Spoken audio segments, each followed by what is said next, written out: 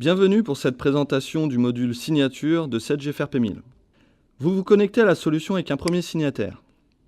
Vous accédez au tableau de bord contenant la liste des tâches à effectuer et les statuts en cours.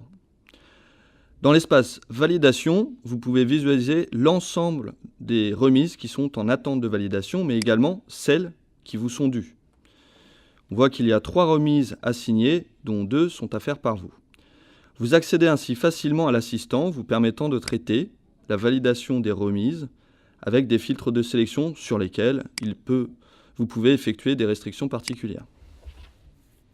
De manière synthétique, vous accédez aux remises à valider. On en voit ici 2 virements SEPA. Vous pouvez accéder aux détails de ces ordres. Dans le premier, vous constatez qu'il n'y a aucune pièce justificative, une facture en l'occurrence. Vous décidez donc de rejeter ce virement et vous pouvez notifier automatiquement l'initiateur. Le traitement nous permet ensuite de vérifier que le statut de cet ordre est bien rejeté.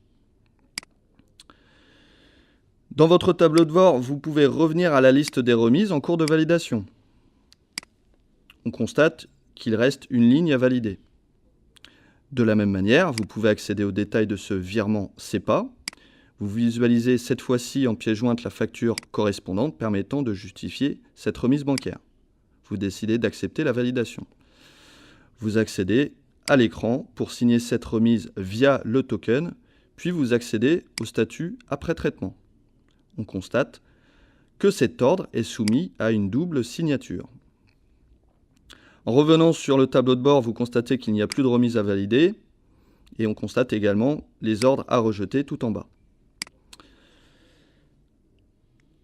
Vous vous connectez maintenant avec un second signataire. De la même manière, vous allez accéder à votre tableau de bord avec la liste des tâches qui vous sont imputées. Il y a ici 2 remises à valider. En accédant à l'assistant pour le traitement de validation, vous visualisez un virement de trésorerie et un virement SEPA. Vous décidez de regarder le détail du virement SEPA. Vous accédez à l'historique des validations précédentes.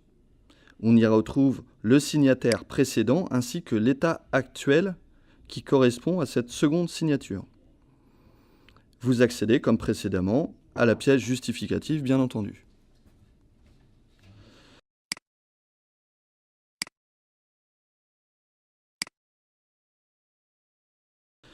En regardant le détail du virement de trésorerie, il n'y a pas de document joint, ce qui paraît logique pour ce type de paiement.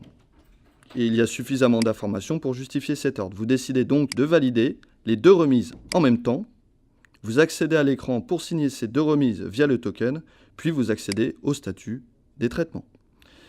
Au vu de ces exemples, on a donc pu signer 2 types de remises, une par simple signature et une autre en double signature. En revenant sur le tableau de bord, vous constatez qu'il n'y a plus de remise à valider. Vous pouvez passer donc à la dernière étape qui est de transférer l'ensemble des éléments à la banque. Cette opération pouvant être effectuée soit manuellement, soit automatiquement. Merci de votre attention et je vous invite à vous rapprocher de votre interlocuteur privilégié pour une présentation personnalisée.